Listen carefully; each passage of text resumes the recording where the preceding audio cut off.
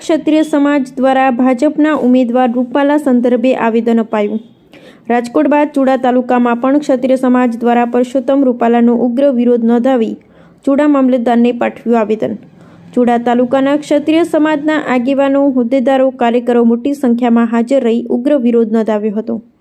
ચૂડા તાલુકા ક્ષત્રિય સમાજ દ્વારા એક જ વાત છે કે રાજકોટના ઉમેદવાર તરીકે પરસોત્તમ રૂપાલાની ટિકિટ રદ કરો બસ।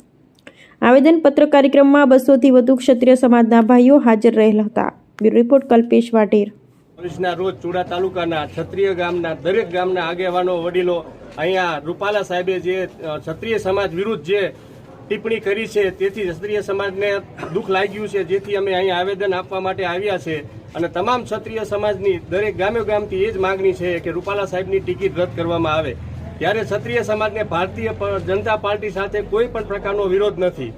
જ્યારે આ મોદી સાહેબ સારા કામ કરી રહ્યા છે તેની સાથે ક્ષત્રિય સમાજ સદા સાથે જ છે, પરંતુ રૂપાલા સાહેબે જે ટિપ્પણી કરી એનો અમને વિરોધ છે। એટલે અમારી નમ્ર મોવડી મંડળની વિનંતી છે કે રૂપાલા સાહેબની ટિકિટ રદ કરી અને કોઈ પણ જ્ઞાતિને બીજી ટિકિટ આપવામાં આવે। અમારી એવી કોઈ માંગણી નથી ક્ષત્રિય સમાજને ટિકિટ આપવામાં આવે।